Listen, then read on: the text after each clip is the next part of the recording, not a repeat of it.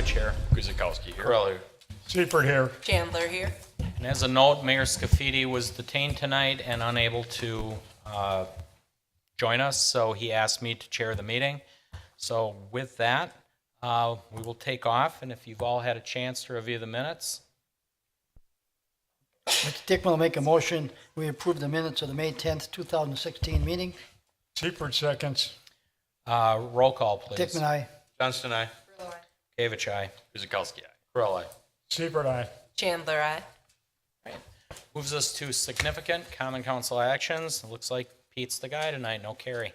No carry, just me. At the last common council meeting, the council approved a motion to authorize staff to take preliminary steps to create tax incremental financing district number 12 for the property at 1830R West Drexel Avenue, 2nd District.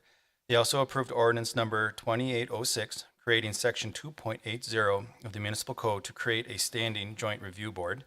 They approved a motion to concur with the mayor's appointment of Alderman Kenneth Gale to the standing joint review board. Lastly, they approved resolution number 11708-051716, approving the tax incremental finance district number 12 finance development agreement with IKEA Property, Inc. Thank you, Pete. Dan, could I Yeah. ask a question? What is the joint review board? You were there at the meeting.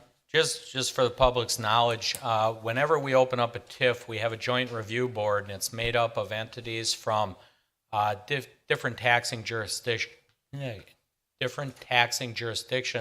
that will receive benefits within the tax increment finance district. So MATC will have a spot at the board. The school board will be on the board. There'll be a citizen representative.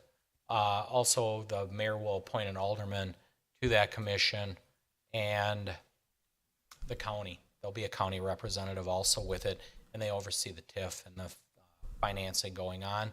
And they normally shut these down once the TIF is up and running. They're dissolved. But we're going through with a standing committee. The mayor decided to go with a standing committee. This committee will stand and review different TIFs and keep an eye on the financing going forward. So I actually have a question on that as well. I take it you do coming do. up here. First of all, under the Name and address for the record. Ann Lampy, 8436 South Howell Avenue. I'll give that to Pete. First of all, when you said the mayor made an aldermanic appointment, actually, according to TIF law, it does not specify an aldermanic appointment. It is supposed to be either the mayor, the city administrator, the treasurer, the person in charge of economic development, your finance director, or someone with very good knowledge of local government finances. So the aldermanic appointment was not actually. It may not be specified. I can tell you for TIF 11, when they opened up TIF 11, which is the one we're sitting in right now, I was appointed to that board, and we did dissolve it once we got up and running. The mayor's judgment to appoint Alderman Gell was his financial background, and they felt he was more than capable of handling. I know that the city treasurer used to be the person on the standing review board, and I guess in my opinion, that's who it should be. But my other question is, on the significant actions, they passed the TIF development agreement. Did you see a copy of that agreement? The TIF agreement, we were in closed session. We were given a But copy. did you see a written copy of that agreement? We did have a written copy of that agreement. Did you have a written copy of that agreement with your packet of information? With the packet available to the public? No, with your common council packet. With our Did you get a copy of the agreement before the meeting? And I believe, according to the rules, if an item is voted on after closed session, that information is actually supposed to be public record. And I have made an open records request for that agreement, and I have been told that it's not available. I can't really comment on that. That would be the city's clerk's jurisdiction. That is who is trying to help me with this. I just wanted that said publicly, that it's been a week, and if the mayor hasn't signed that TIF agreement, the public is waiting for that to be available. I don't have any knowledge whether he signed it or not, so that may be the hangup. So, Well, not sure. except it's the draft document should be available. We, as a public, should be able to know what you're committing to now that you've made the commitment. Thank you for that comment. Dan, let's see, that comes before us also, right? In What's three- that? The copy of the TIF? The TIF? No, you Not won't the see TIF it. agreement? No. Okay, the TIF itself. Yeah. Okay. So, okay, moving ahead, item 4A, we have a public hearing on comprehensive plan amendment. It's proposed amendment for the 2020 vision, a comprehensive plan for the city of Oak Creek, that would update the plan use category and map 2 in the comprehensive plan from planned business to planned industrial for the properties at 6304 and 6340 South Howell and 137, 147, 209 East College Avenue. So with that, Pete. All right, I will read before opening up the public hearing, I will read the notice into the record. Notice the public hearing before the Oak Creek Plan Commission. The purpose of this public hearing is to consider an amendment to the 2020 vision, a comprehensive plan for the city of Oak Creek, as it relates to the properties at 6304 and 6340 South Howell Avenue and 137, 147, and 209 East College Avenue. The hearing date scheduled for Tuesday, May 24th, 2016 at 6 p.m. at the Oak Creek City Hall, 8040 South 6th Street, Oak Creek, Wisconsin, 53154 in the Common Council Chambers. The proposed amendment would update the planned land use category in map 2 in the comprehensive plan from planned business to planned industrial for the properties at 6304 and 6340 South Howell Avenue and 137, 147, and 209 East College Avenue. Having read the public hearing notice, I'll give you a brief explanation, but after that, it'll be open to the public, and after the hearing, anybody in the audience can step up to the podium, state your name and address, and proceed to address the commission with your comments. So at this point, the hearing is now open. Okay. First, we'll open it up to the board members. Anyone want to chime in?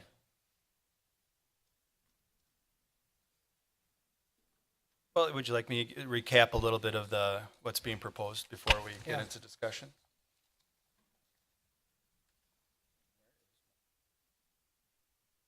All right. A little bit of the reason why we're here tonight to discuss this amendment is that we have an applicant from Self Storage Ventures who would like to see the land use category changed from planned business to planned industrial at the address as mentioned before, in anticipation of creating a self-storage facility on the corner of College and Howell Avenue. This development would be more than just the low-slung buildings that you see with older generation self-storage. This would have a combination of designs. One would be a self-storage where it would be an interior, where they'd have garage doors inside. You would enter in the building and you would access your individual units from an interior perspective. Also, there would be a portion that would be your traditional self-storage units and would be located on the property. Now, we talked about how right now self-storage facilities are a conditional use in our M1 districts only. There is no possibility to do it in the B4 district. And we did find, we did ask what other communities were doing. There is, in Franklin, they have a self-storage place out there that's looks more of a retail than it is a self-storage facility of what we come to identify in most places. And it turns out the communities around us, like Franklin, Muskego, and New Berlin, treat self-storage facilities as a business service and not necessarily manufacturing. And in fact, Oak Creek is one of the rare ones that actually have self-storage only in their industrial uses and not in their commercial. Now, these communities do keep it as a special use or a conditional use. It's not just an outright permitted use, so there is some control by that municipality to determine if a site is really conducive for that type of use. If you're not familiar with, with the area, there is manufacturing, to the west. METC is southwest of the area. There's a cemetery. There is commercial to the south as well. So, there is quite a mix of uses at that area. And so staff has been, have quite the internal discussion about, is it turning into industrial the solution? I mean, it's the solution for a self-storage facility in Oak Creek. But let's play the gambit that the self-storage hasn't arrived. We had a development that was promised, around that area before that never materialized. But if we change the zoning to industrial, well, now we're potentially opening up now that corner to an industrial use, which may not be as preferred as a self-storage facility that was originally being proposed as part of this change. Now, we say that, but currently it's zoned commercial. Nothing has happened on that site ever. The most activity that's happened is someone went in, clear cut the trees, and I think at one point tried to fill in the wetlands until the city stopped them. And right now there is a big wetland on the site. Now, this is a delineation up on your screen. It's taken from McCamless, which is the county interactive mapping program. It's not showing up on your, hopefully we'll be able to get that up on your screen. If not, I have a map up now showing, it's in your packet, so you can refer to your paper copy at this point. The area, I'm not sure if you got color or black and white, but if it is black and white, or if it's not, it's color, it does show a green delineated spot in the middle of these parcels. And the person who is looking at doing the self-storage is aware of the constraints on these properties and believes that they have the ability to work around these wetlands. And so right now I'm referring to the next chart, which is an actual concept drawing of what they could see for a self-storage facility on this corner. Now, if we were to go industrial, we would like to be able to, they would come back for site plan review, and this corner being the north entrance to the city, we would definitely be a strong supporter, encourage, ask for quite a bit of landscaping and design, so that way, as you come in, yes, you may have some self-storage facilities over there, but we can at least, have some art, landscape, some, nice signage, something that does show that this is not just a traditional generation, original generation type self-storage place.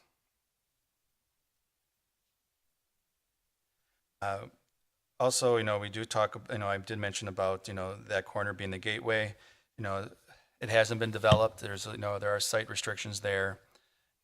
There's some thought that, maybe instead of changing it to industrial and the comp plan and rezoning, eventually manufacturing, and go through the, conditional use process, that an alternative would be to have a text amendment that would allow a self-storage facility in our B4 district as a conditional use, similar to what our neighboring communities have. If that were the direction to go, we wouldn't necessarily need to go through the comp plan amendment process, because that would not be required because it's already planned business for that corner. Also, something that, interject is the fact that I mentioned earlier, if we do go industrial, we open it up to all industrial uses, where here we're opening it up to all still leaving it to commercial uses, but we're opening up our commercial district to the possibility of allowing a self-storage facility. Conversely, every B4 district you're allowing in a city now has the opportunity to have a self-storage facility. So it's a little bit of a discussion point of what's better for the city when it comes to this type of conditional use. So that is not a short summary for this public hearing, but I figure this will double up for me when we close the public hearing and go move on to item number 5A. So with that, turn it back over to you, Mr. Chairman. Great, thank you, Pete. And that was a great description of what we're actually facing. At this time, I'll just open it up to the council. Oh, actually, No, you want to go public? you have to call 3 times, Oh.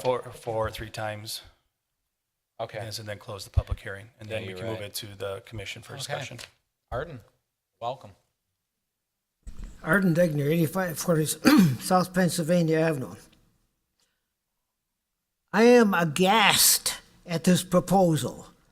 As the planner suggested, we in the past have always maintained the entrance to Oak Creek should be upscale.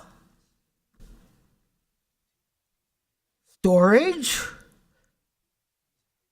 To me, that's about as warehouse.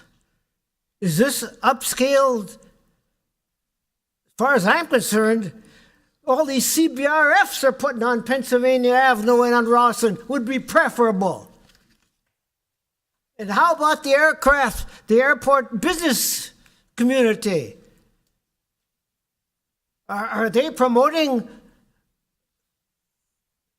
these kind of storage units as part of the new business community? Thank you. No, you can hand it. You can hand it to Pete, Ann. I'm good, okay. Okay. I'm with Arden, frankly. The whole idea that every time someone wants to put something where it previously is not appropriate, they come and ask for a change to the comprehensive plan, and then we change it, and then we, change the zoning, and then we give it to them. That is not how this is supposed to be done. The comprehensive plan was a comprehensive process and should remain in place until you do it again. I don't believe it's appropriate there. We have a TIF district on Oakwood and Howell. It's not even making payments on a principal because there's not enough development in there. So shouldn't the things that are acceptable in manufacturing be guided into our existing manufacturing areas first before we go and change something else? That's what makes sense to me. And I thank the planning department for having a comprehensive discussion on this. I read your whole report, and it absolutely made sense to talk about whether this is appropriate in commercial instead under conditions. But you're right. You change it, you're opened up to whatever is allowed under manufacturing. Because once it's zoned and it's permitted, you can't say no. That's the rule. Thank you. Second call. Third? Okay, with that, we'll close the public hearing. We will move on to 5A.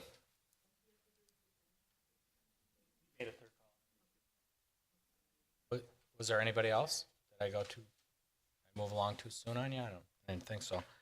Okay, comprehensive plan.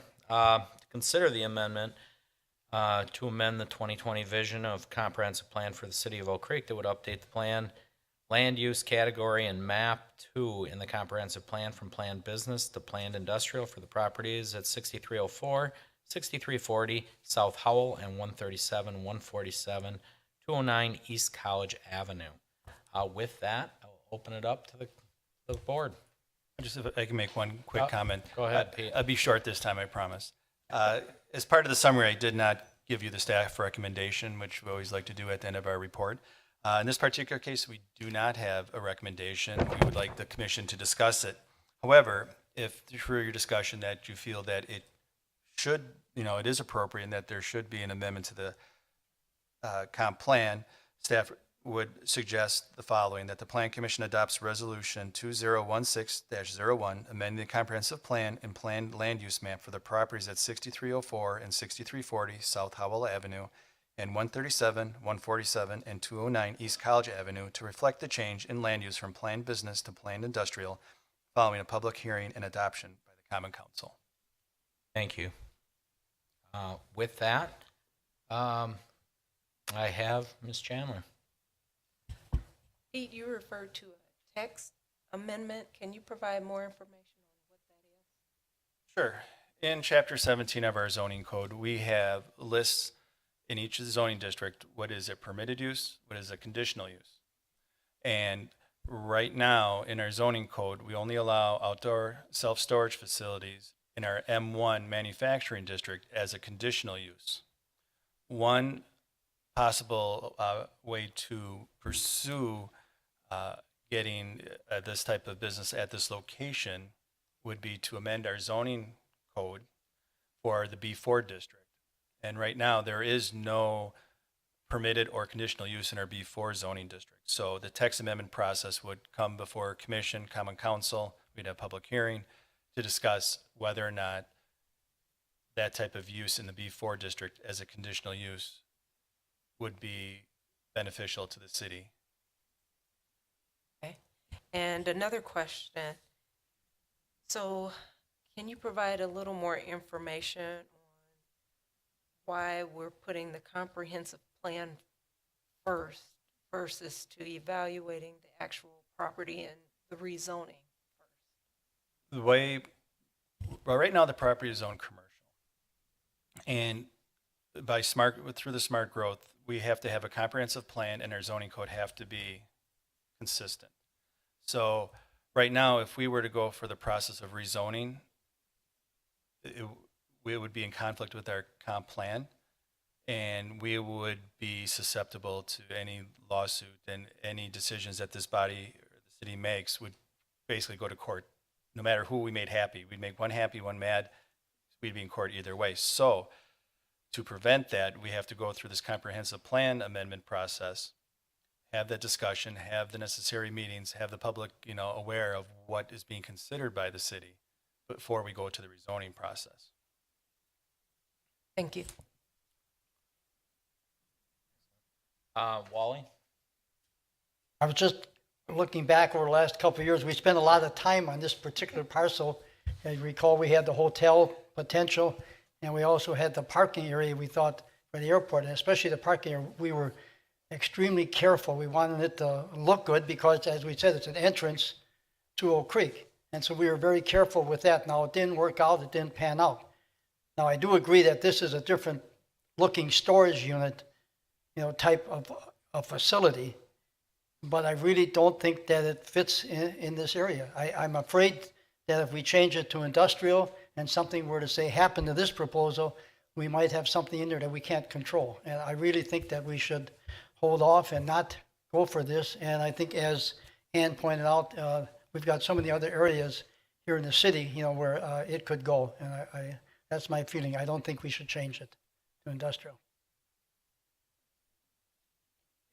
One thing I did, we do have the applicant for the self-storage place here today, and I did tell them I would give them an opportunity to give their approach or their side to what the request is. So I apologize to the applicant for not giving you the time to do that, but maybe this would be a good time to hear where they're coming from and then see, and continue discussion from there. Would any council member like to say anything before we have the applicant come on? Brad? I'd like to agree with Wally. We've had this piece of property in front of us, 3 times over the last 20 years? And each time we've gone through the developers and they've said, we're going through with it, and then nothing happened. Either they went bankrupt or something happened and we never developed it.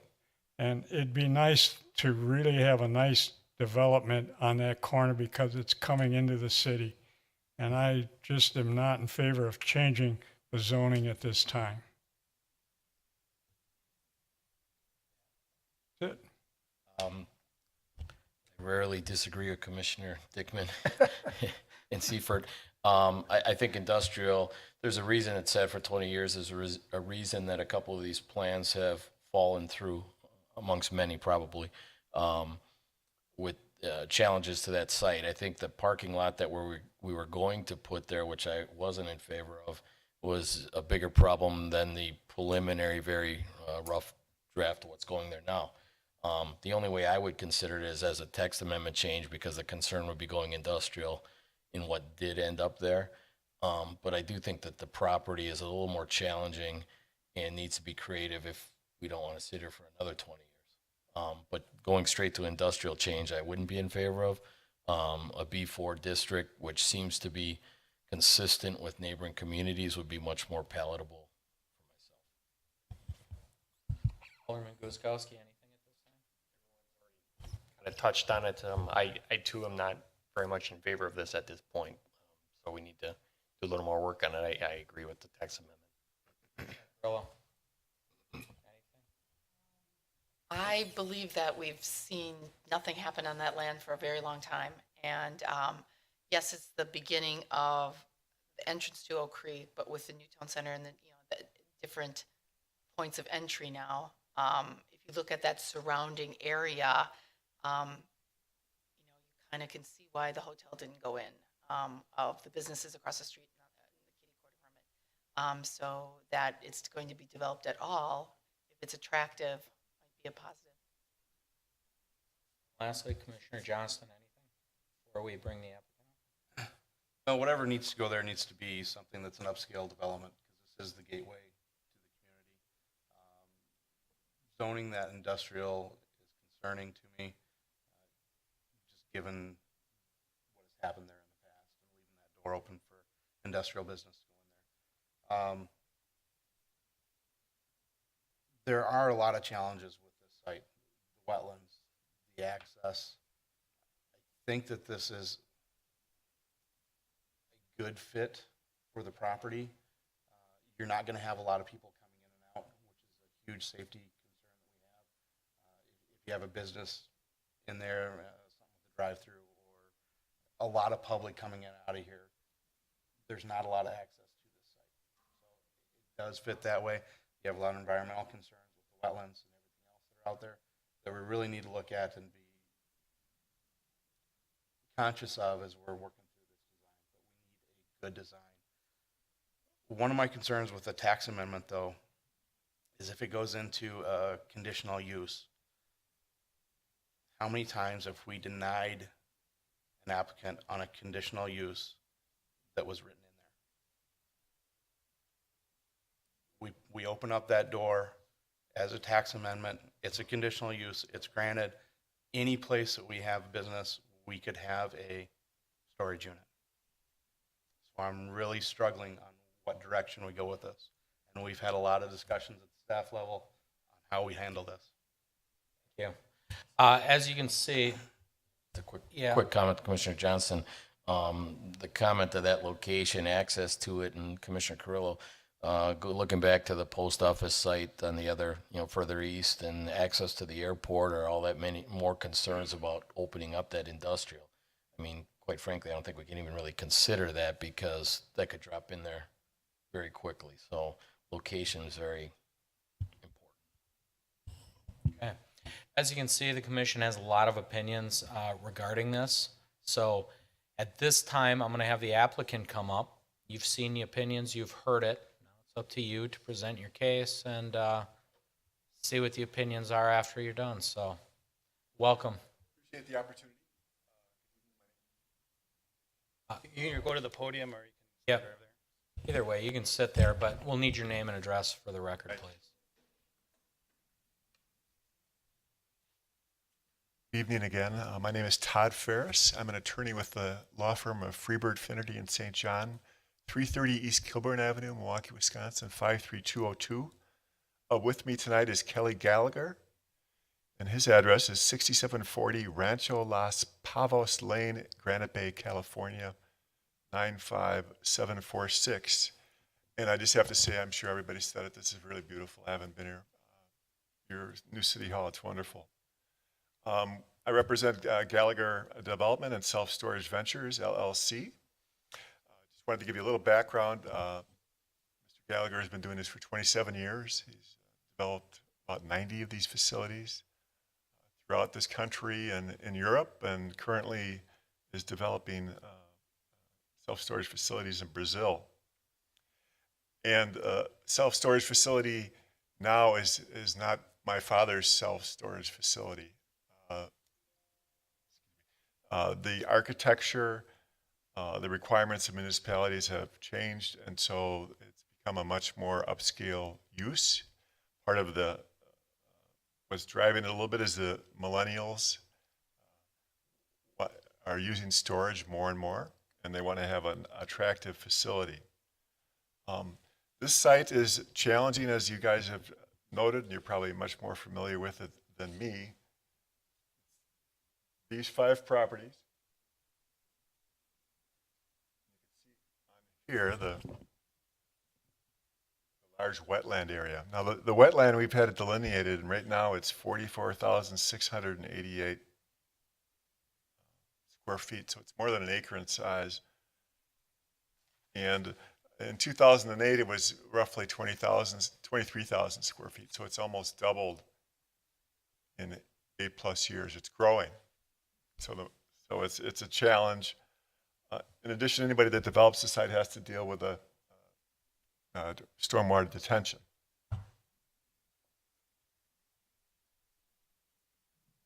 See on this diagram is the delineation of the wetland. You can see how big it is.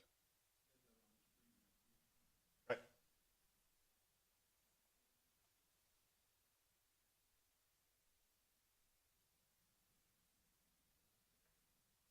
Now you can see the large wetland and the detention pond. It really makes the site undesirable for most traditional commercial uses, because the wetland is either where you'd put a building or where you'd have a parking field of some kind. So it doesn't really work for any kind of retail traffic intensive use. But it does work for a self-storage facility, which is very low traffic, 8 to 12 customers per day, limited need for parking.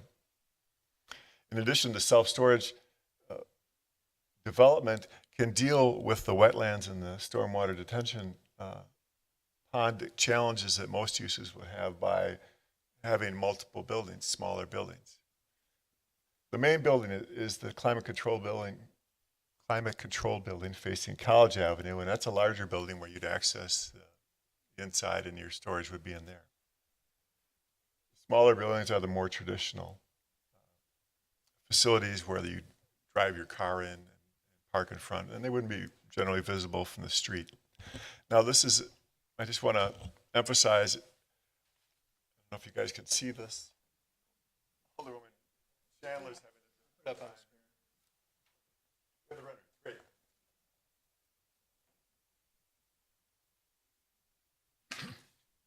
You can see that it's not the self-storage, or as I said, my father's self-storage facility, which was just a rundown row of garage doors, all metal, and sometimes maintained, sometimes not. This is much more, has a lot of modern look, a lot of more architectural features. And of course, there'd be more architectural control through the approval process, because even as we've proposed, the comp plan is changed to industrial, it'd still be a conditional use. So we'd have to go through that entire review process as well. So there'd be another layer of approval. This is a $5 million project. That's what our client is proposing to invest. And he's been doing this for 27 years. Mr. Gallagher has. He's not a buy and sell person. He generally holds them for 20 to 30 years. This would be a secure, modern facility. People would have, there'd be a security access gate, keypad entry to the various spaces, camera-controlled security. And in addition, you can see that I think it fits well within your, having driven by on the way here today, it fits within the traffic concerns in the area, because the driveways are both on College Avenue. The driveway down here is just for emergency access with a gate. And across the street from the principal building is the outdoor storage, the mulch facility. So that's kind of, I think it fits in well with the area.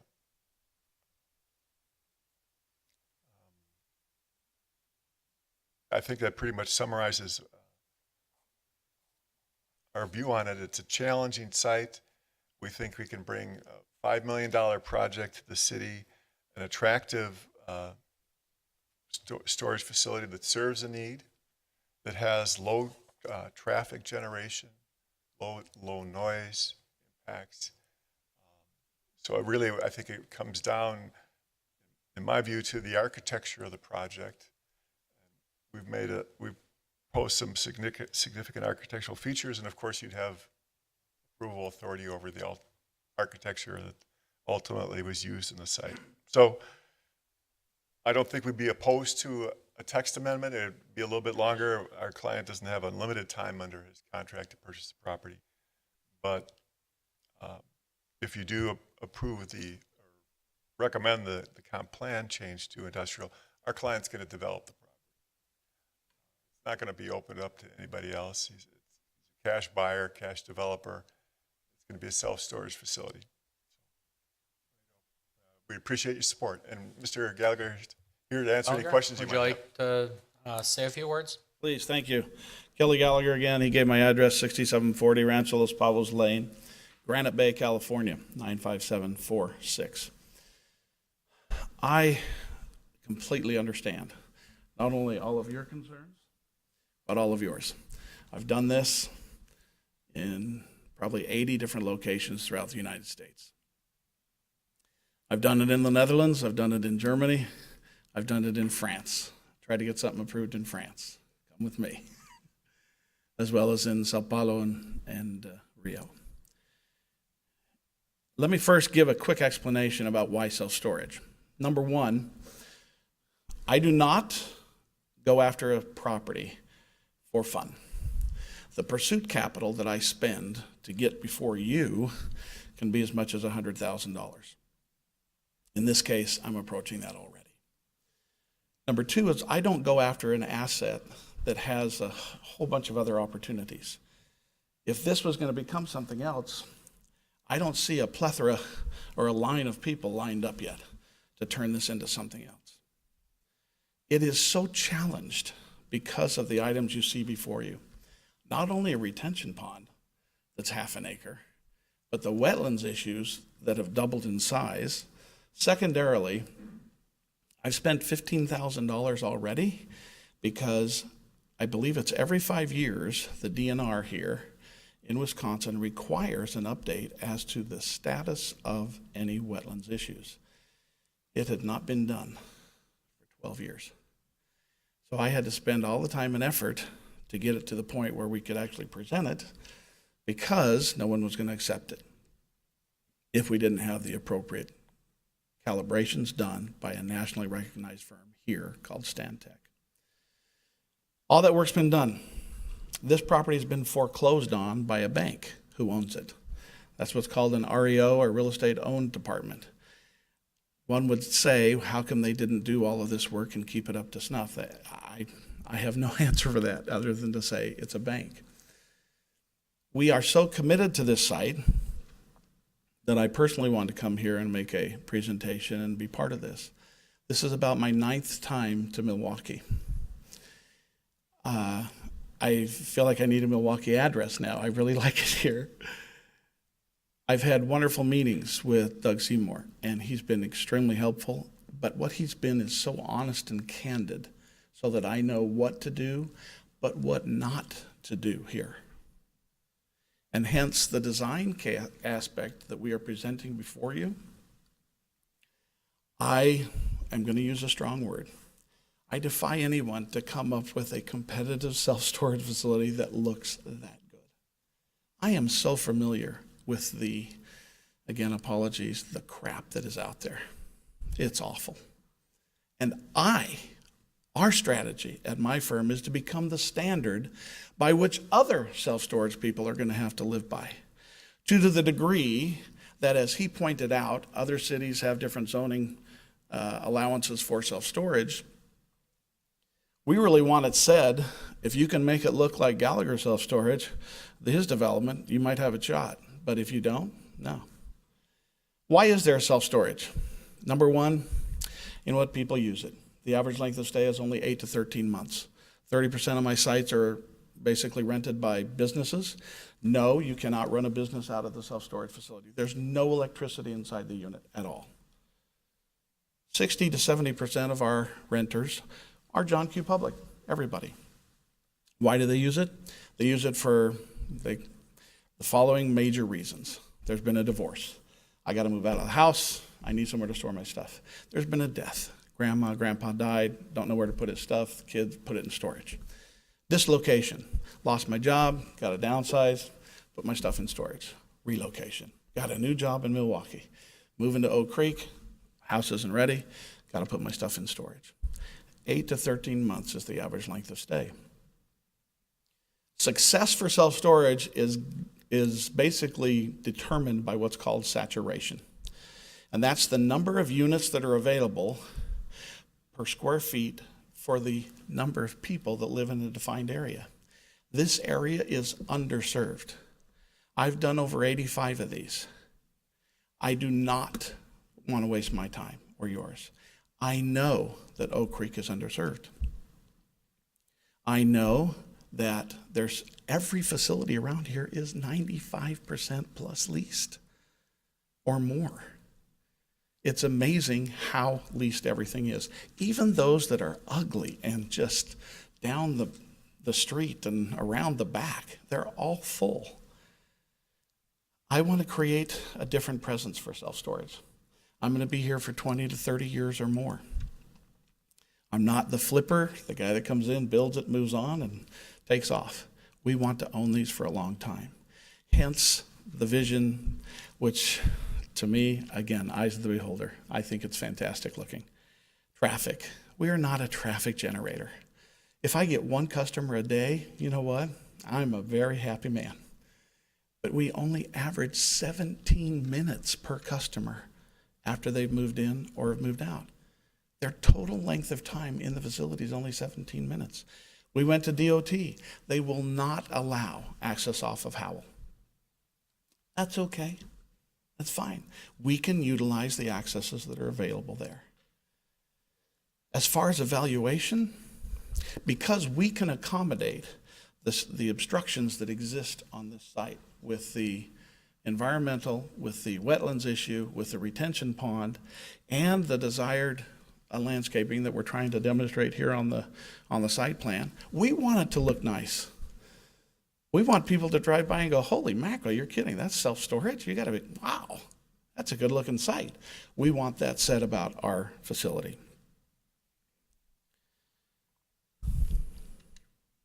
We have tried to come into the different parts of the city, work with staff, and they have been so great to work with because they've been honest, to the point.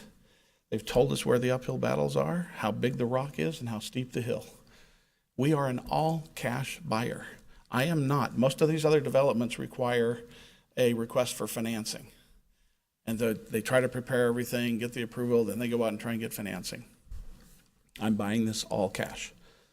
As soon as whatever appeal period there may be here, assuming all the approvals are given, we're buying it. And we're going forward, and we will work together with staff to create a facility that'll be aesthetically pleasing, will set a standard for self-storage for not only Oak Creek, but surrounding areas, and provide a service that is, at this point, still really needed in the Oak Creek area. You have a tough job, believe me. You have to weigh the balance of justice, fairness, with so many components, not the least of which is a seller who has no interest in this site. They are absentee in every sense of the word. They are not trying to mitigate any additional growth on this wetlands issue. It will continue to seep and creep. Number two, you have the public, the people who live in Oak Creek, your own responsibility. You have to weigh what is that going to be and how do we make this work for everybody. And lastly, either me or somebody else who comes in, how do you satisfy justice? What do you do? We are trying to figure out a way to meet all components so that not only is the facility going to be beautiful, it is a needed service to the community. It will be a standard by which others will have to live by. We can accommodate around the wetlands issues, arrange for the retention pond, and create a much more beautiful monument sign with some landscaping around it that says, welcome to Oak Creek. Our hope is that through that meeting of justice, that you'll see that all three can give a little, take a little. And at the end, we'll have a site that has remained vacant for many, many years.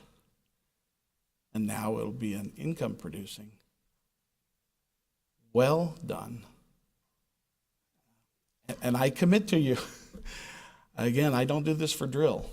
My pursuit capital, by the time we're done here, I will have spent $150,000 to finally get this ready to go. So I don't take that lightly.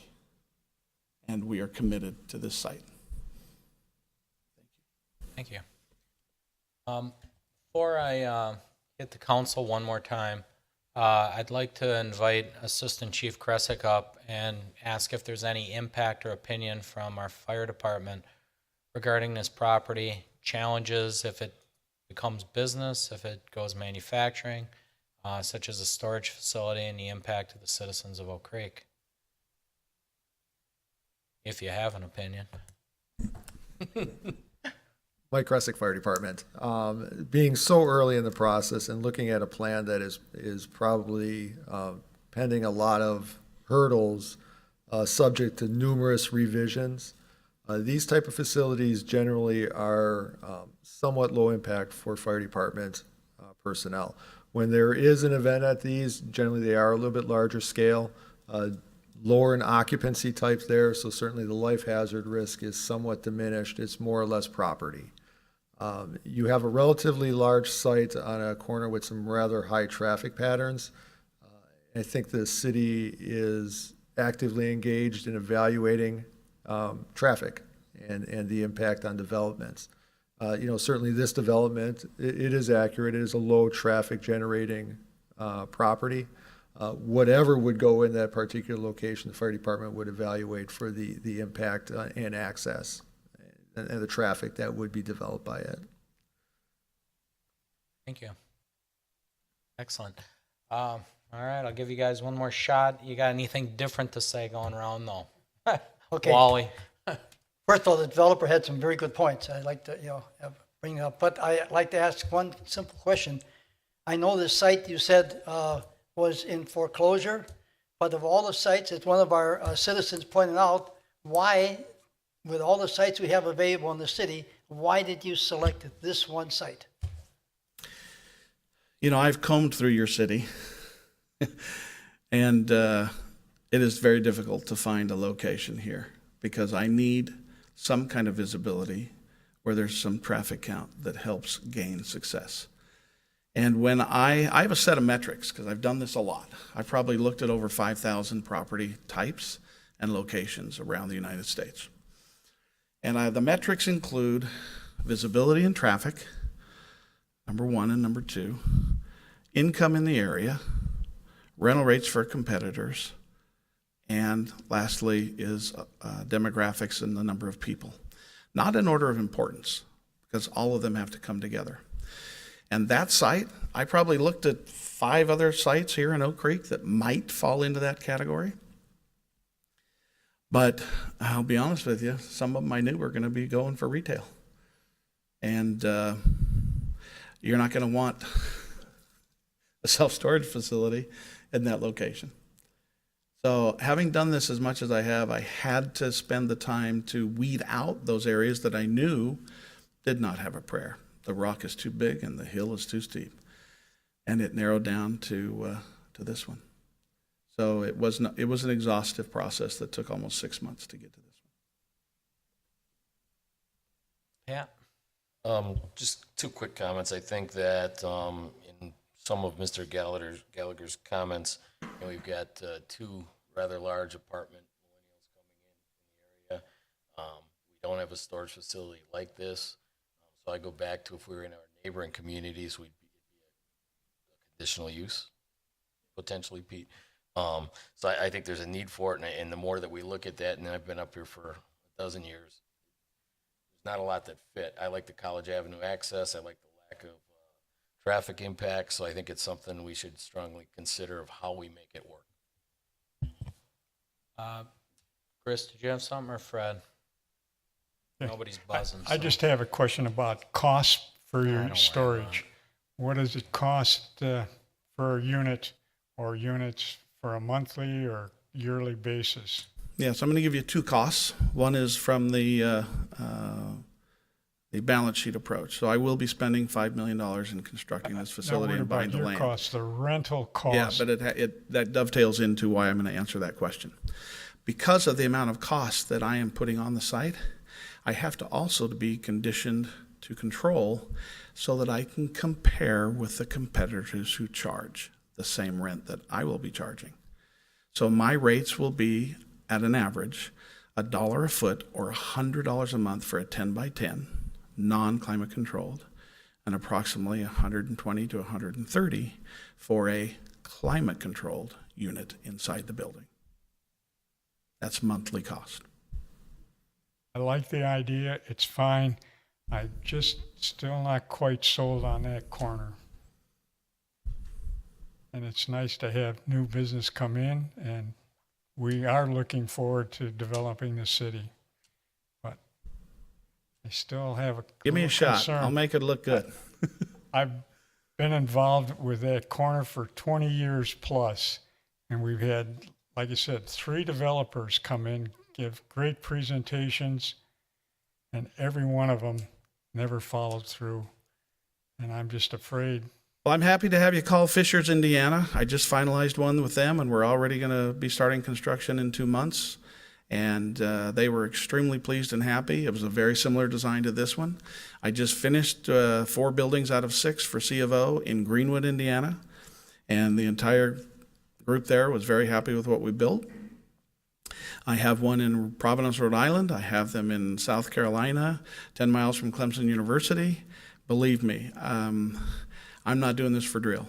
I'm a serious developer who has already spent 8 months here, identifying what I want to do and what I don't want to do, to the degree that I've hired this law firm here to help wade through the process to do it right.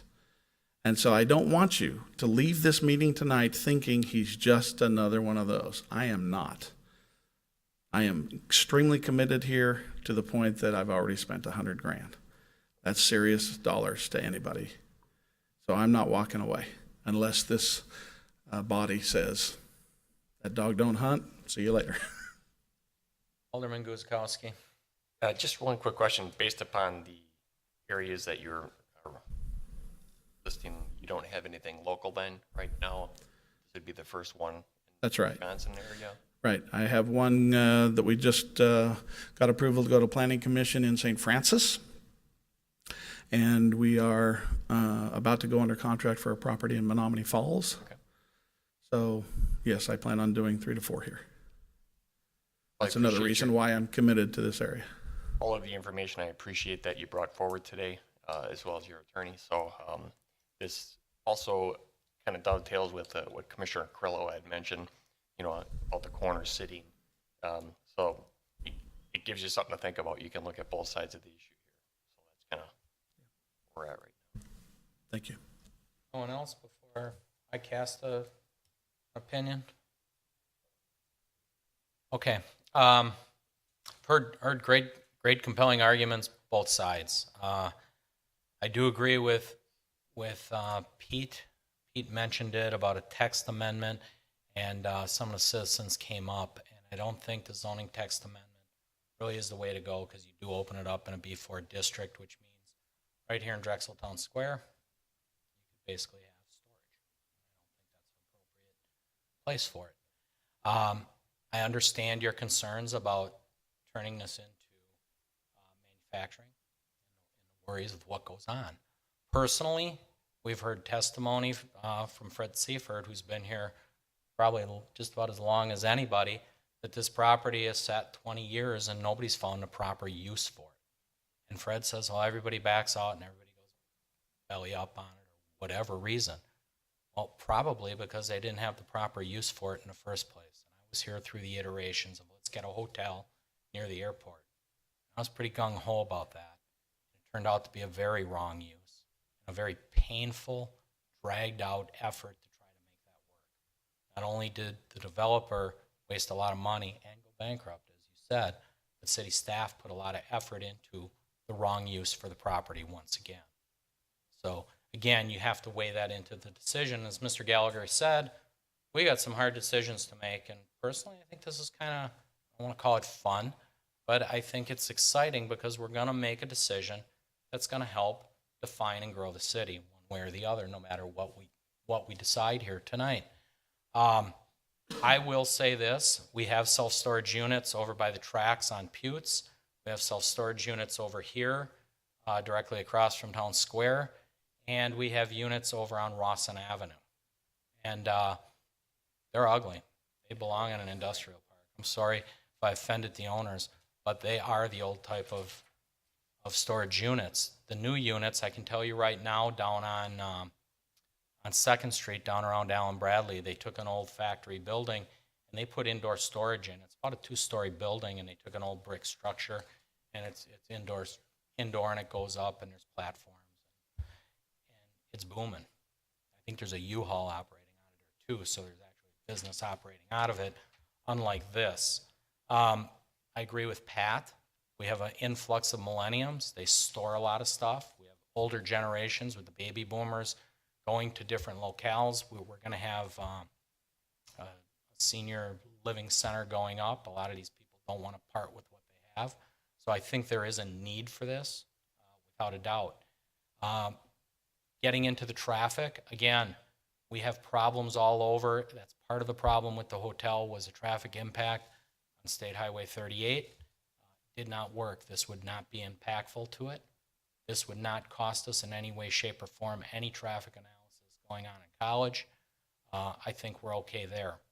As far as zoning it and it ever becoming a manufacturing plant, I've spent a ton of time in manufacturing plants. It's a good-looking manufacturing plant. It's a good-looking facility.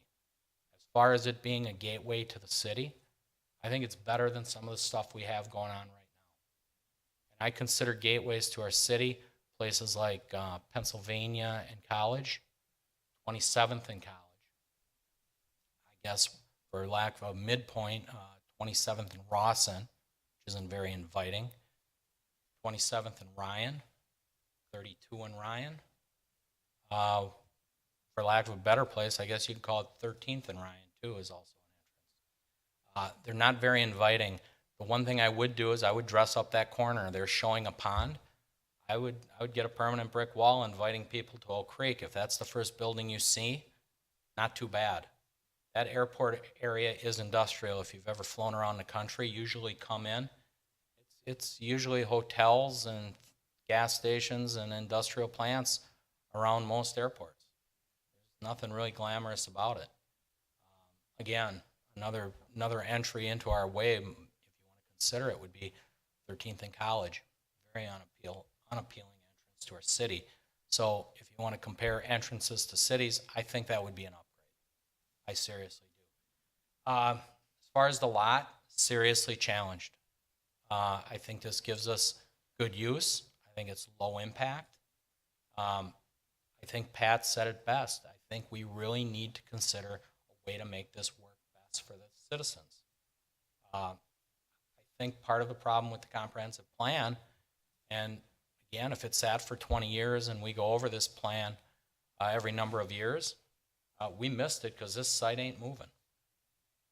So we have an opportunity in front of us to make a decision. It's going to impact the citizens and impact the city. I myself, I'm okay with doing it. Again, if it does turn into an industrial plant, okay, we don't have neighbors within earshot of it. Like when we had the apartments and the neighbors were here from Jewel Avenue, or Jewel Street.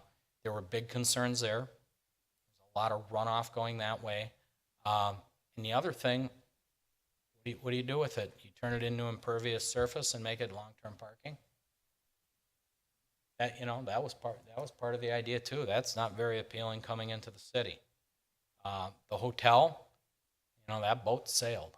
They tried that, it did not work on the site. They seriously could not put enough rooms there to make the square footage per cost work.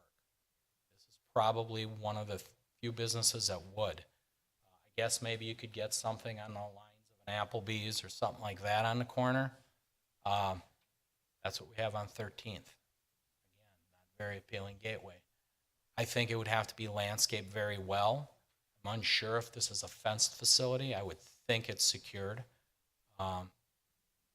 Again, think it's probably the least impactful to the city going forward. I'd like to see it work, but I do not like the zoning text amendment because I think we really open ourselves up greatly, as the resident said, and Pete alluded to in that. I think it's a good opportunity and a needed opportunity. And again, that building is about as attractive as you're going to get for whether an industrial use or a storage building. It's very similar to the buildings we have on Mons Court. They're pretty nice looking industrial buildings. And quite frankly, I couldn't tell you what businesses exist there. I know they used it for storage. We Energies did at one point. But again, if that's the type of manufacturing we'd see with very few comings and goings, I don't know who'd have an objection of that at the entrance of what we call our city. So, my opinion,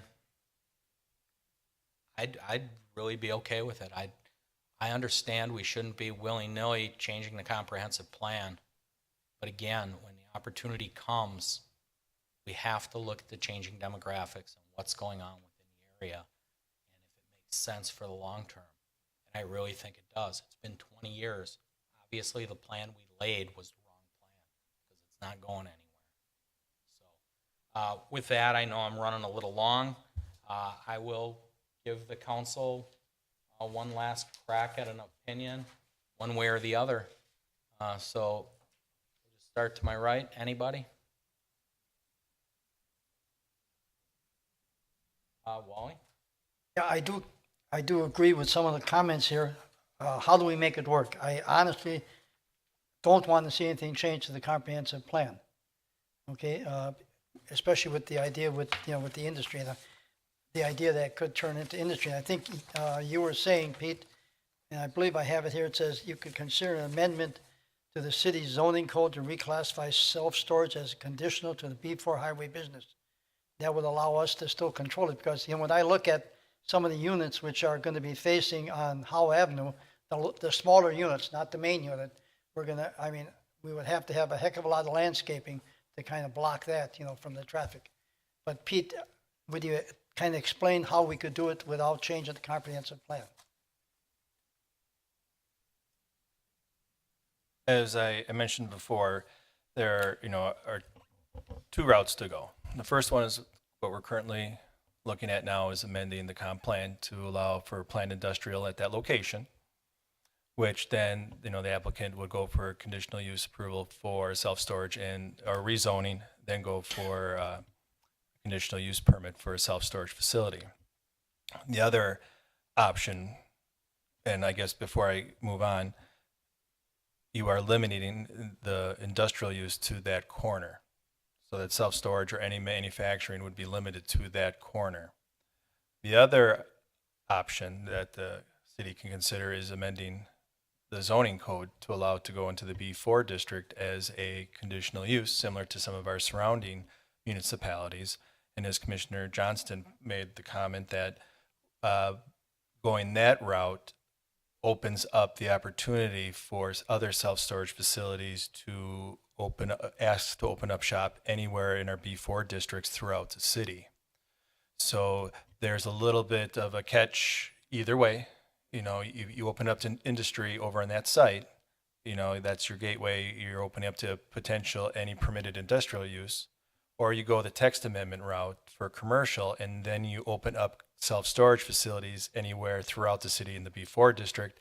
And Commissioner Johnson made the comment that if we were to check our scorecard on conditional use approvals, it's definitely more in the aye category than the nay category.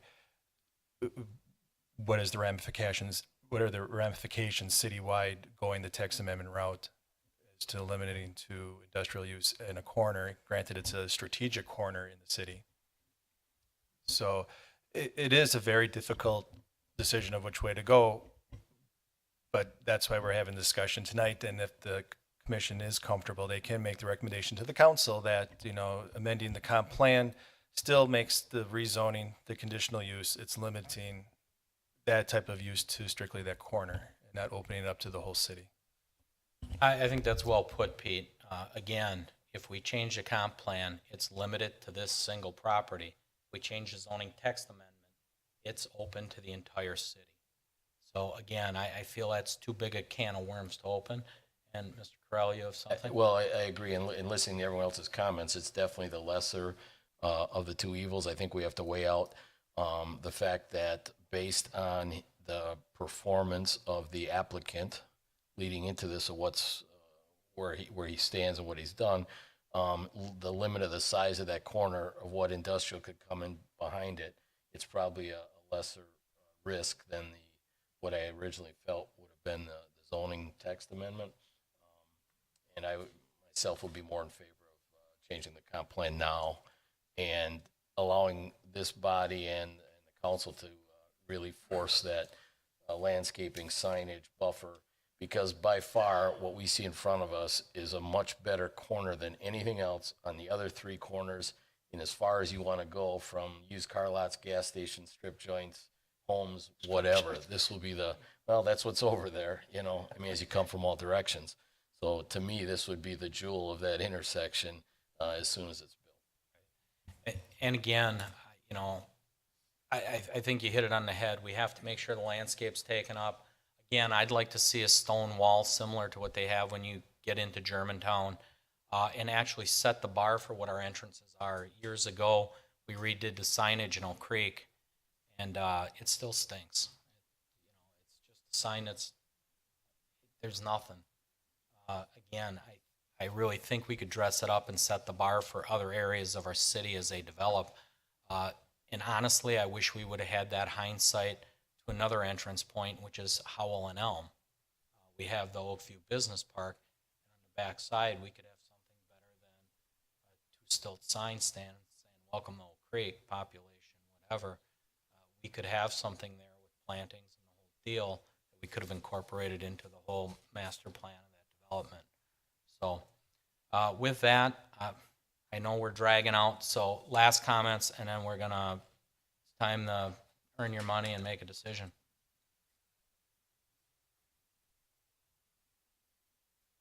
Okay, I'll call for a motion. Carl moves that the commission adopts resolution 2016-01, amending the comprehensive plan and planned land use map for the properties at 6304 and 6340 South Howell Avenue and 137, 147, and 209 East College Avenue to reflect the change in land use from planned business to planned industrial following a public hearing and adoption by the Common Council. David will second. Roll call. Hickman, aye. Dunstan, aye. Grillo, aye. David, aye. Guzekowski, aye. Raleigh. Seifert, no. Chandler, no. Motion passes. All right, moving right along, and hopefully a little faster than that one. Temporary use. We'll review a request for a temporary use permit submitted by Matt Sauer, Farm and Fleet Oak Creek, for a temporary outdoor display of merchandise on the property at 501 West Rawson. Pete, please. This is something we do see come around just about yearly, but while Pete's getting his stuff together, is the applicant with us tonight? Excellent. May want to come on up after Pete goes through his spiel if there's any questions.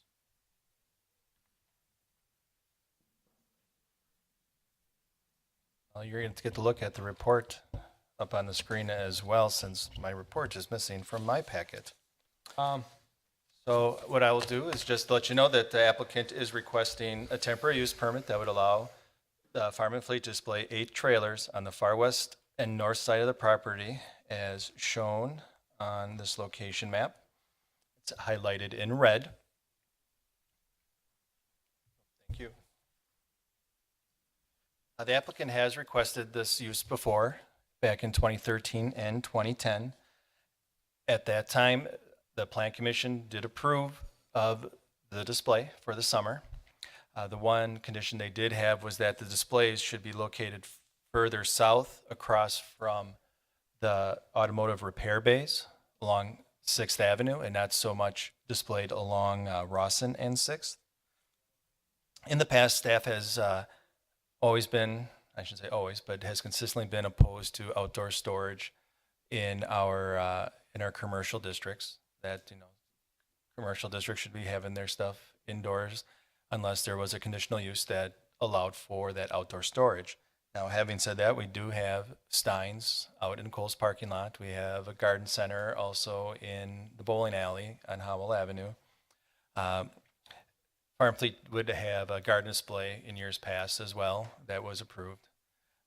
Staff does have concerns when it starts expanding trailers. Joke, the carpets or the bonsai guy. When I first started here where Big Mouth Frog was, the guy had a white van with bonsai trees all displayed for sale. And I had to do my code enforcement, put on my zoning administrator hat and have him move along. But we've also had other displays as well of more transient nature, such as when the Packers were in the Super Bowl, people would put little 10 by 10 canopies out in gasoline parking lots and try to peddle souvenirs, sweatshirts, and whatnot. So, giving you a little history of where staff has always been when it came to outdoor storage, we do realize that, it is temporary in nature, and it's not as if the applicant's been coming every year for, 10 years wanting to display trailers all over their parking lot. But if the commission does feel that this temporary use is you're comfortable with granting it, that we do recommend moving that display further south to be across from the automotive repair bay. So that way, the applicant does have the opportunity to advertise their trailers, but yet doesn't encourage display of merchandise and other products along Rawson Avenue over the summer. So having said that, to stay consistent with our recommendations in the past, the Plan Commission, or the staff does recommend the Plan Commission not approve the temporary use permit for the outdoor display of 8 trailers on the far west and north side of the parking lot along 6th Avenue at 501 West Rawson Avenue. Thank you, Pete. At this time, I'll have the applicant. You got anything you want to add, or you want to wait till we speak? No, we'll see what we got, and we'll bring you up. We'll open it up. Ms. Chandler? Okay, I have a question for the applicant. Come on up. Name and address, please, for the record. Hi, I'm Matt Sauer, 3469 South 113th Street, West Dallas, Wisconsin. Okay, one of my questions specific to the location, why Okay. was it changed versus 3 years ago? 2 reasons, basically just for exposure for the public, just to see that we're in business. The other major concern is that area across from our service bays is usually where we park customer vehicles after they've been done being serviced. As you know, that if you come to that parking lot anytime over a weekend or any busy time, that whole section gets very congested with customer vehicles. And that section of the parking lot that we're asking to be approved for is rarely used. It's usually during the Christmas season, just when it's really, really busy with customers over the Christmas season. So any other time, if you drive by that section of the parking lot, usually it's vacant. So that was the biggest reason for moving it. And my next question, what's the purpose of having the trailers shown? Just display to let customers know that we have them. Thank you.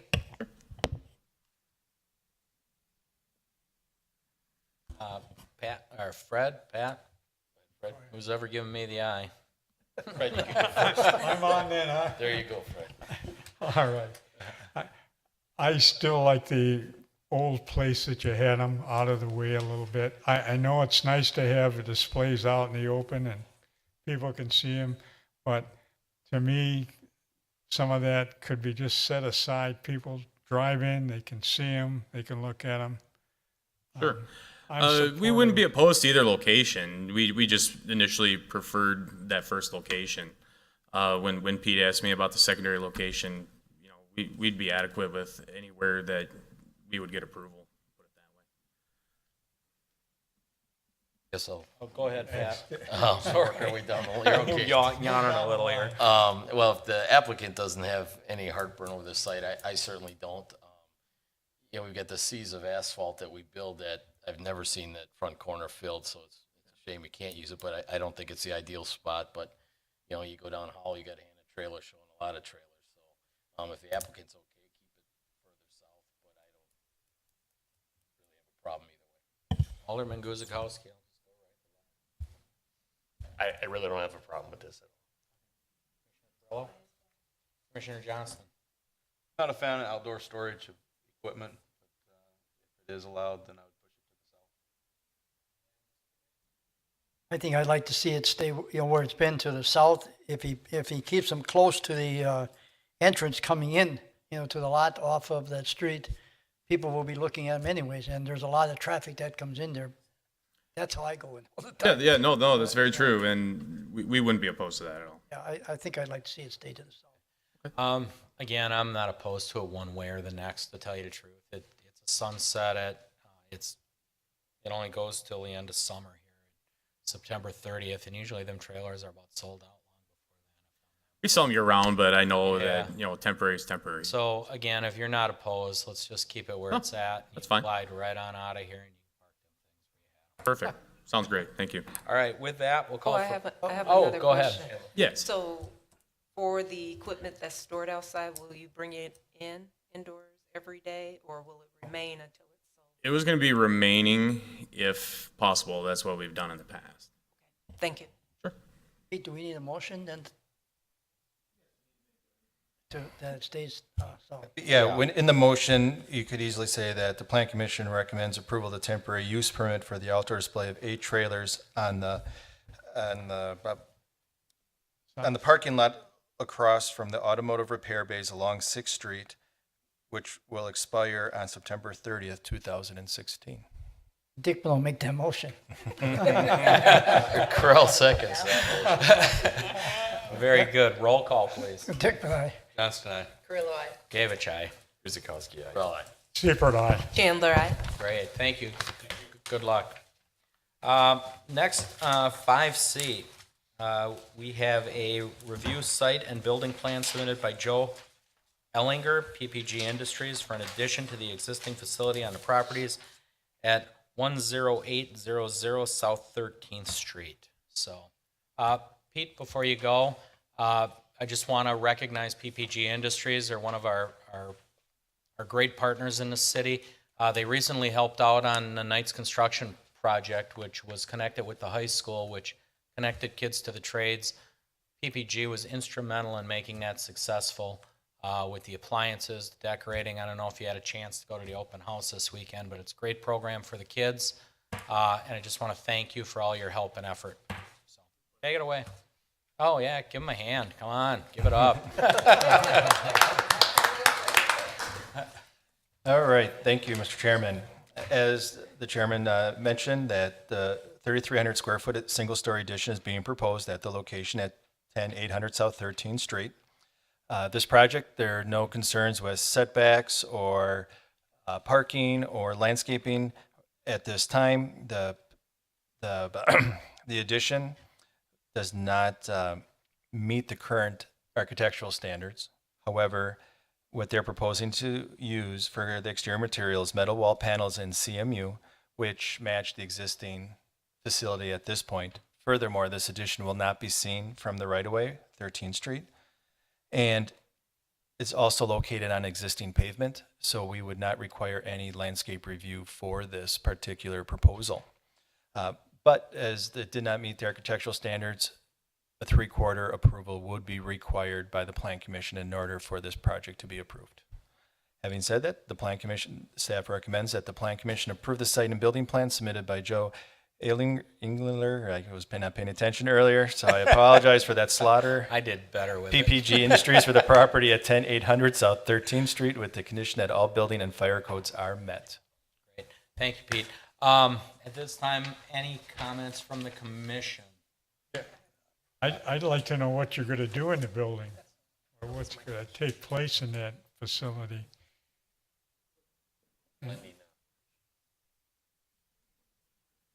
Jack, name and address, please. Yeah, Jack Marshall. Geez, I'm drawing a blank. I got 10,800 in my 10245 South Camden, Oak Creek. Yeah, we're basically expanding the production for what we call our can coat area. So basically, it's production of coatings for primarily beverage and food cans.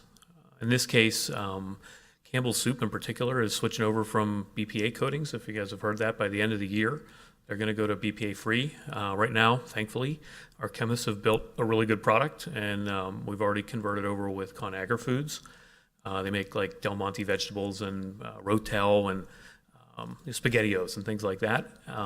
And we are like at max capacity. And when Campbell's comes in, they're like 3 times the size of a ConAgra. So we're in a new building with a new tank and be able to make this new product that basically is going to go in soup cans all over the country. Thank you. Anyone else? No, I just, No?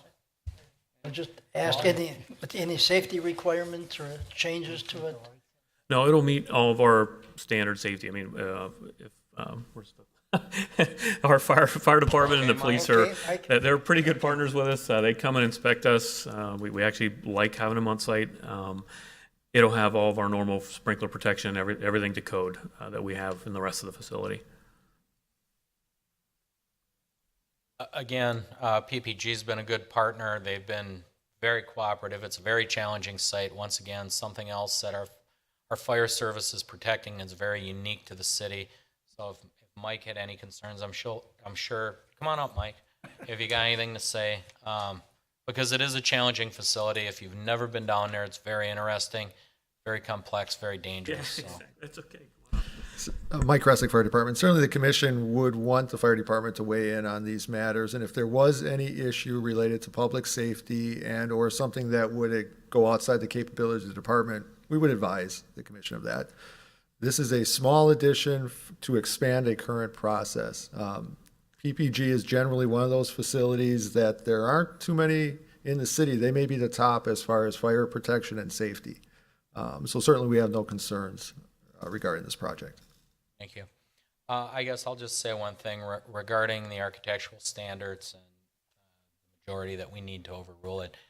Given where PPG is and as secure as it is for what the building's being used, I really don't have a problem with metal clad siding and what they're going to match the existing plant with. So just for the record, I'm okay with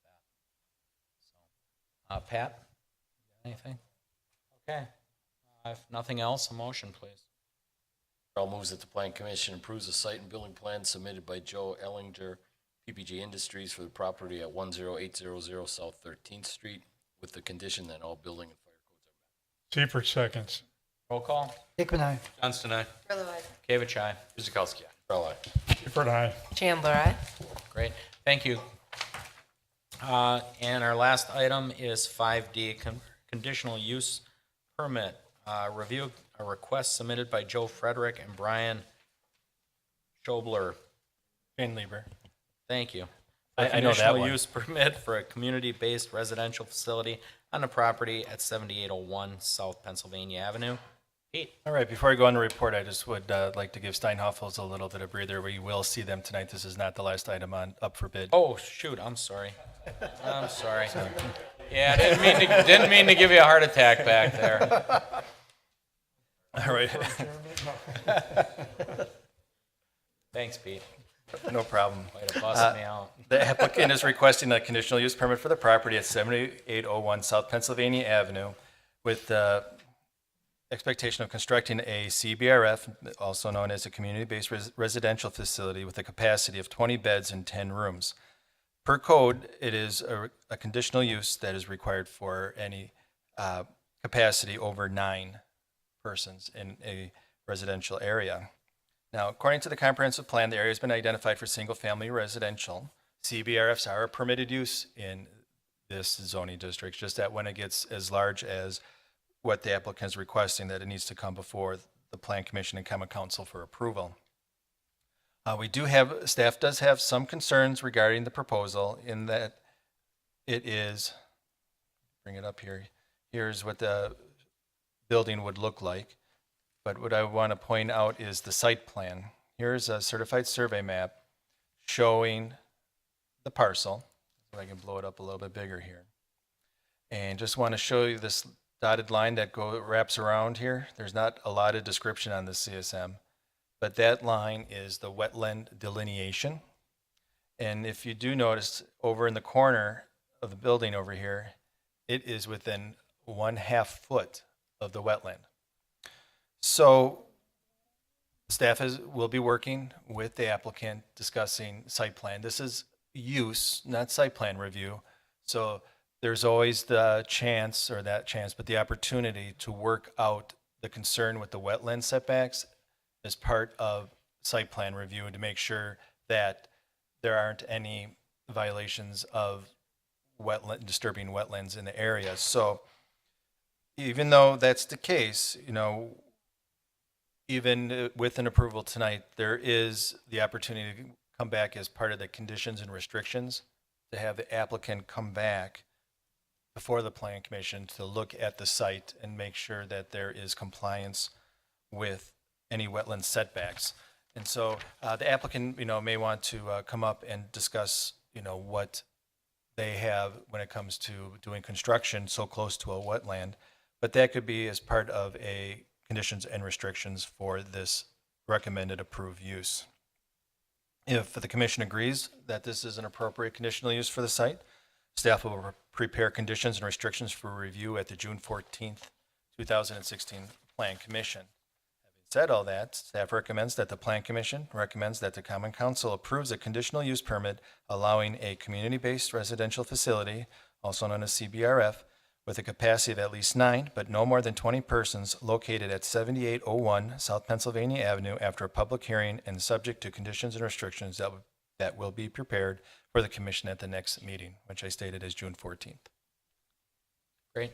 Thank you, Pete. This time, Commissioner Chandler. I have a question for the applicant.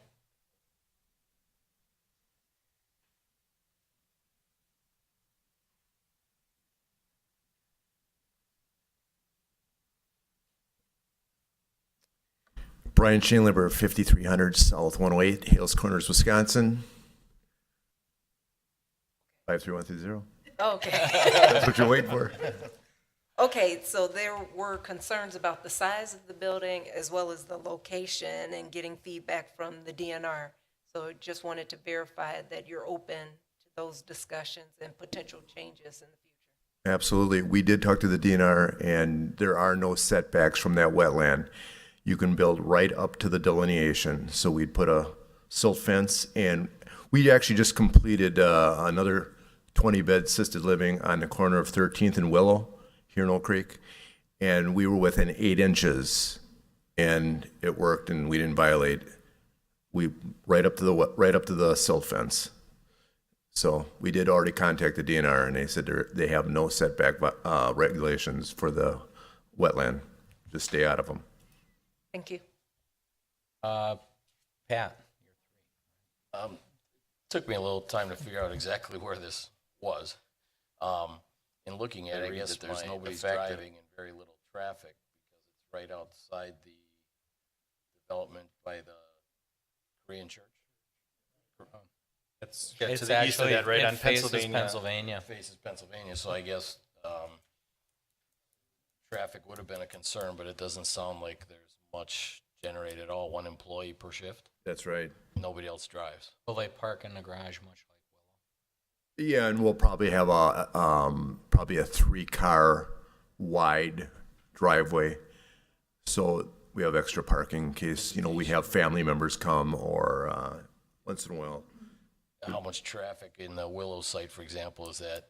Very little. Well, we're not open yet, so. Oh. But should be open in less than 60 days. We're very close. I guess that would be my only concern, that whole traffic outside of that upcoming development. But no, the residents don't drive. Mr. Dickman? I guess it's for you, Pete. At one of our previous discussions this evening, they talked about the wetlands growing over time. Once, there's so much wetlands here. Is there a possibility of that happening even after they've built? With the construction of the building, they should be running their storm off into the stormwater system and not into the wetland, because that's a no-no. So there shouldn't be any reason why the wetland would increase. However, that's why we have that rule about the 5-year delineation. So that way, you know, we know within the last 5 years what that size is. You're right, it could grow, it could shrink. We don't know. I mean, it's one of those things. We have to, when the proposal comes forward, we have to look at what exists. We can't say, well, it could grow or it could, I mean, it could very well go the opposite direction. It could shrink and disappear based on development elsewhere else. So it's always, we use that 5-year delineation to make the decision. Otherwise, we'd be paralyzed. Yeah, and I would like to answer that too, because I have a parcel on Cecily Court, and we just had that redelineated about 6 months ago by Sewer Pack, and it shrank. Right. Yeah, by almost half. So if you drain the water off properly, is what you're saying, you know, it should be better. I just thought about the question after after they talked about the item on Howell and College there, if it could happen here. Okay, thank you. Sure. Brian? I just want to point out that the new city ordinance for the stormwater does require a 10-foot setback from the wetlands, just approved this year. Oh. You know that? Well, no, nobody told us that. And I sat down with Doug Seymour, and he never said that either. He said just contact the DNR. So when does this go into effect? January 1st. Oh, your head planner wouldn't know that?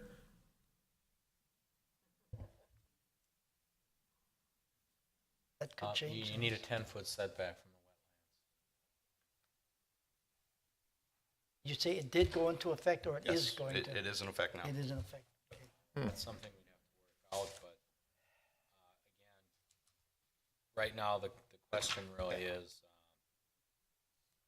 of the conditional use permit, which is allowed. Grillo, anything? No, I think it's good use of that space.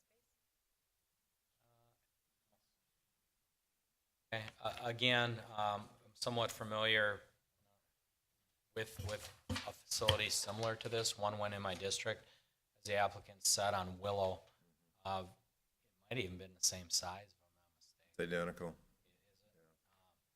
Facility was set up, the yard was fenced for the applicant, or for the residents to enjoy the backyard, yet be protected. It had an attached car garage, it had a CNA there, and then a nurse during the daytime, come and go. The big question was when the residents, got wind that it was going in, those within 300 feet were notified, and the rest called me up. It is allowed. This type of facility is allowed. These particular applications are being increasingly needed more and more with our aging population. So people such as the applicant have found a niche for them, and they look for lots that the average person wouldn't necessarily want to develop residentially. We can we'll ask the fire department to come up and what the impact is with these, because as the applicant said, this would be his third one within the city, Cecily, Willow, and now here. Correct. You may have some setback challenges, not only with the wetlands, but has anybody talked to him about possible expansion of Pennsylvania and where the setbacks would need to be there? Brian, is that a consideration, or do we just throw it at I him? think we're far enough back already.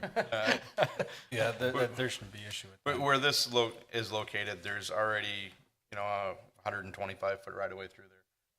So our needs should be met for the expansion of the road.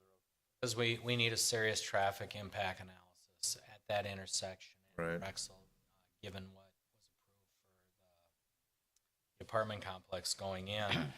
But again, with the lack of traffic that unfortunately comes to see the people, that's understandable. I guess, Mike, if you want to say anything on the impact, I'll make you get up again, and you can kind of fill us in on that.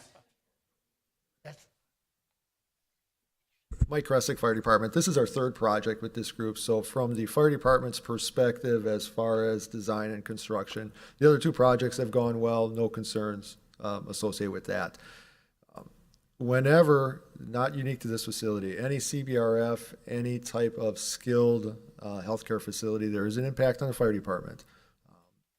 I can't tell you when that impact overwhelms our system. It's very incremental. You had 9 beds here, you had 20 beds there. Eventually, you get to a certain breaking point. This certainly isn't the case with this facility, and it is a needed service. It certainly is fulfilling a need within our community. You look nationally around the 1 call per bed per year.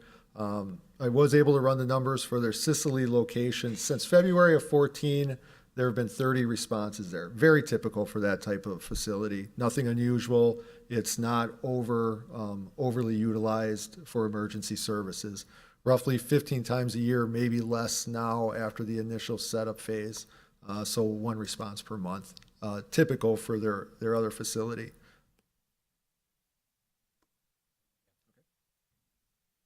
I guess just, the one on Willow was built. It's about a house in off of 13th. Looks like a big residential home, actually. What's that? Yeah, I've never seen the one on Cecily, although I understand that's in a cul-de-sac, and that wasn't exactly maybe the most ideal. Again, you're gonna really have to work out that wetland thing, having what we learned from Commissioner Johnston. But again, the question here is the conditional use permit. So, if nothing else, I guess we call on a vote or a motion, please. I think that. Oh, I'm sorry. Arden, you got something to say? Always count on me asking for. Yeah, you've been pretty quiet all night. Arden Degner, 8540 South Pennsylvania Avenue. Here we have 20 residents. No facilities for them to leave, for anybody to visit them, because you only got one large driveway that's used by all the help and the supply delivery people, and there's no sidewalk even for them to take the disabled people. They even, and this should be required. Not only that, but I have the feeling that these people will require more than one. With this latest housing of the mental break or closing up of the mental facility, I understand they're putting those in the communities. Is this what the type of facility now that they're putting in? No, this, as I mentioned before, this is a nice appearing residential structure that should be on the entrance to the city instead of as you so glibly are in favor of another storage area. Thank you. We got a bunch of lights on. You got something to say, or you just making noise down there, Wally? Oh, okay. With that, motion? Dick will make a motion. The Planning Commission recommend that the Common Council approves a conditional use permit allowing a community-based residential facility with a capacity of at least 9, but no more than 20 persons located at 7801 South Pennsylvania Avenue after a public hearing and subject to the conditions and restrictions that will be prepared for the commission at the next meeting, which is June 14th of 2016. Corral seconds. Roll call, please. Dickman, aye. Johnston, aye. Grillo, aye. Kavich, aye. Kuzikowski, aye. Seifert, aye. Chandler, aye. Great. I encourage the applicant to get with planning and try to work out that wetlands issue. See you the 14th, possibly. Now, this should be our last one, unless you want to pull something out of the hat on me, Pete. No, I won't do that, sir. Do it, Pete. Okay. Our last is 5E, a sign plan review. Review of proposed sign plan submitted by Gary Steinhoffels Inc. for the property at 9191 South 13th Street. Pete. All right. This one is going to be a little lengthy in explanation. prefacing it right away. This site here over at 9191 South 13th Street used to be the American store that most of us may be familiar with. They did have a sign out on I-94, similar to the one that's on your screen, and they had American Appliance Store sign in the cabinet on the top, and then underneath it, they did have a old-fashioned EMC board, Electronic Message Center, with the light bulbs and all that, but since went kaput and they took it down years ago. So that's a little bit of the history of that pole sign. But what the applicant is proposing tonight is to add below the existing Steinhoffel's cabinet, which is 41, almost 42 feet by 8.5 feet on the pole of right now. Currently, code states that pole signs can have a maximum size of 100 square feet, just to kind of give a little perspective as to how large or small you want to compare to what is currently out there. However, this site is guided by a planned unit development that was adopted a long time ago by ordinance number 1150. And the ordinance at that time in the sign, they regulated the signs that said you can have as much signage. In fact, you can have 3 times the linear feet of your property, the square footage. So when you calculate that out, that allows the business at this site to have up to 1,740 square feet of signage. However, they did put a limit, so one sign cannot exceed a total of 750 square feet. And I mentioned before, current rule says no larger than 100. So when Steinhoffel's did come, they did some refurbishing of the signage, that existing signage, as well as adding the wall signs. And when we added up all the wall signs that they proposed, and just to give you an idea, there are the wall signs. If you haven't been haven't been there or driven past it on I-94, it has Steinhoffel's Furniture Superstore, Mattresses Clearance Center, as well as their pole sign out front and a wall sign on one of the other elevations. And so at that point, they totaled 980 square feet. All right, so we have 760 square feet to play with. And so the applicant has an EMC board that they would like to put up on the pole sign. It's 308 square feet. Slam dunk. It's less than the remaining 760 square feet. No problem. Approved. Not the case. Reason being is the way we measure signs by code to go around all elements of a sign. So we and the sofa sale EMC board, as I show on the screen, and say it's it. We have to use the smallest regular polygon that fits around it. And when we do that, the sign is 1,116 square feet in size. So that blows the 750 rule in the PUD, and it exceeds the 760 square feet of signage that they had left. So it really caused it to be impossible for city staff to approve the sign as proposed.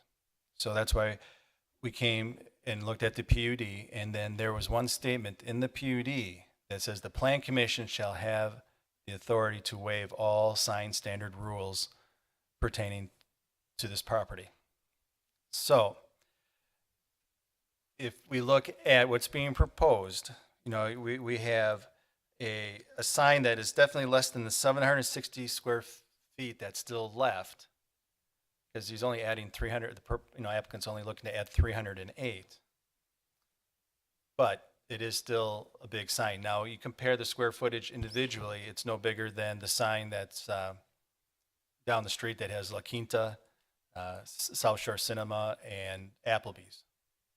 Just to give you a perspective of how big the sign would look, that's comparable. And in fact, this one would be a little bit smaller.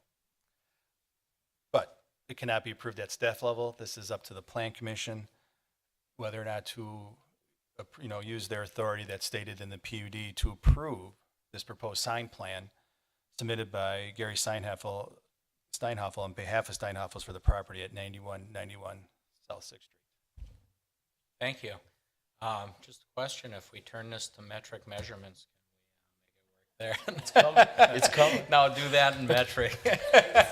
There's a lot of numbers, but it was quite the effort to be able to figure out how we can approve such a large sign that we don't allow currently. As you can see, we go through this with signs all the time, and each one almost has to be weighed out individually. So with that, who's ready to go first? Pat? I guess real quickly, we go through this, how we measure.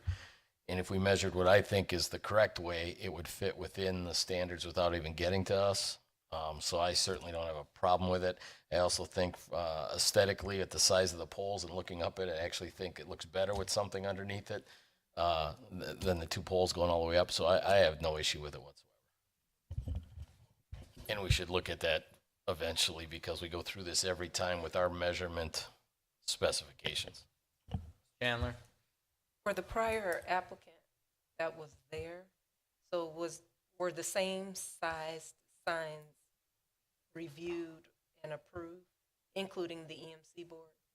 Yeah, back in 1986, the Plan Commission approved an 19, what did I say? 18, 19. Long time ago. 86. Ni- I wasn't even on the planning commission at that time. Wally was responsible for that one. Back in 1986, the Plan Commission approved the electronic message center, allowing for a 297 square foot rectangle to go there and using the same PUD standards. That's how they were able to allow for that. This one is being proposed as 308 square feet, so it's 15 square feet larger. Difference is that the old EMC board actually mimicked the Steinhoffel sign underneath it. So it extended beyond the poles, where this particular EMC board, it will actually fit in between the poles, so it'll be narrower.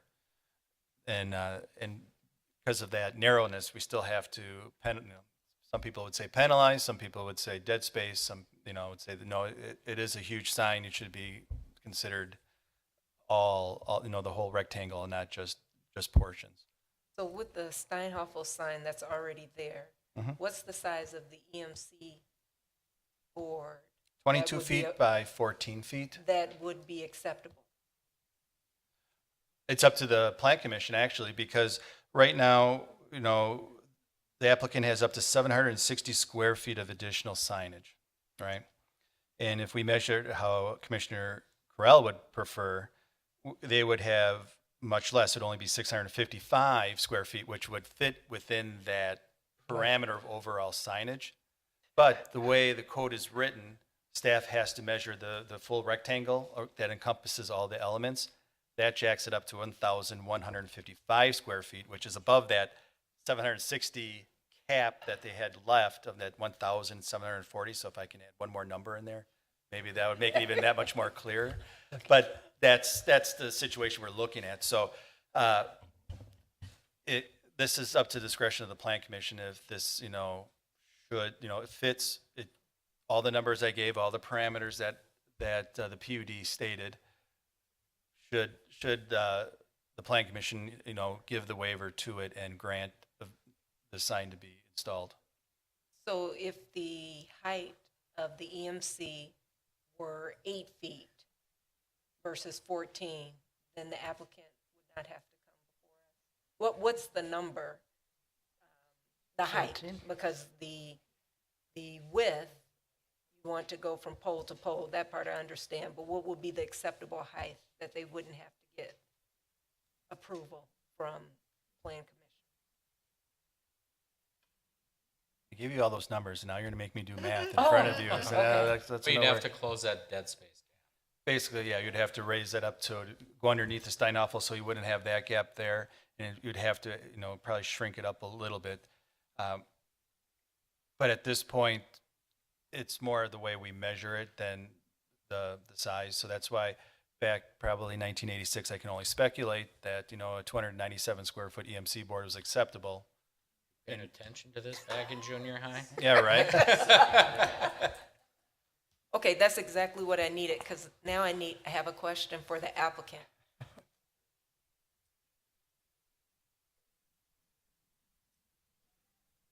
Name and address, please. I'm Dirk Stallman, 9300 North Fairway Drive, Bayside, Wisconsin, 53217. So my question for the applicant is, why was the EMC board placed in that location and not moved up an additional Well, 4 feet? there is some structural engineering that has to happen on these poles. We can try to get it a little bit closer, but you'll notice that the poles step in. You see that detail? Oh, yeah. So we need to anchor that a little bit further down on that thicker pole just to make the sign more stable. As you all know, this is like a wind tunnel, and you can watch that sign do this.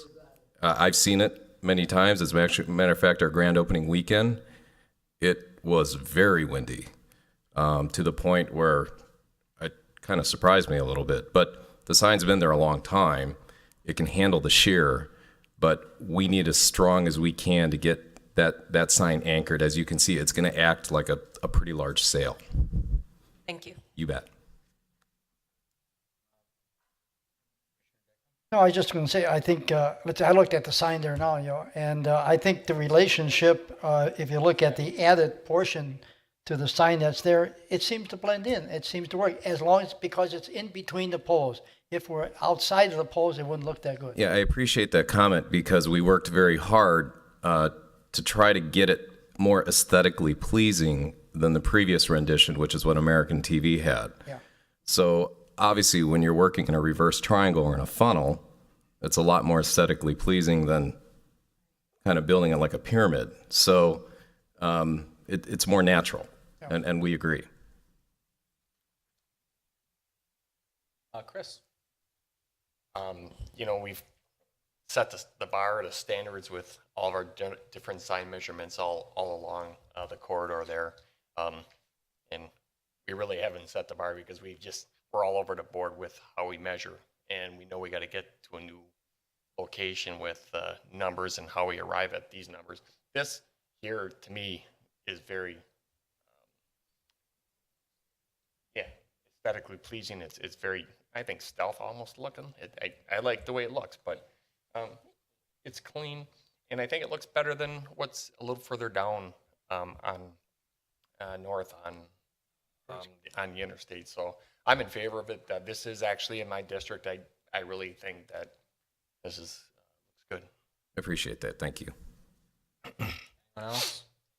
I guess I'll just say one thing. No matter how we measure it, I mean, we tease Pete a lot about this. No matter what we do, there's no perfect method to it. I still say we have to take each one based on its merit, where it's going to be located, what it looks like. Again, comments were made, this looks clean. I don't have an issue with it at all. None whatsoever. And I totally understand that sale effect. Yeah. What you had to do to get it. So, again, we always say, let's just find something that'll work for everything, quite frankly. I don't think we will ever get that because each situation is a little different. So you're not going to put a small sign on a building that's gigantic. It has to fit the size of the building and vice versa. You're not going to put a huge sign on a small building. So anyways, with that, if there's nothing else, we'll entertain a motion. Krell moves that the commission approves a sign plan submitted by Gary Steinhoffel on behalf of Steinhoffels for the property at 9191 South 13th Street. Seifert seconds. Roll call. Hickman, aye. Johnson, aye. Grillo, aye. Kavich, aye. Kuzikowski, aye. Krell, aye. Seifert, aye. Chandler, aye. That will do it for tonight's planning meeting. Thank you. Thank you for your patience waiting through it. It went a little longer than we thought, but very good meeting, very good discussion. Excellent job, everybody. With that, Dawn's waiting to adjourn. I am. Carrillo moves to adjourn at 7:54. Seifert seconds. Roll call. Hickman, aye. Johnson, aye. Grillo, aye. Kavich, aye. Kuzikowski, aye. Krell, aye. Seifert, aye. Chandler, aye. Thank you. Have a pleasant evening.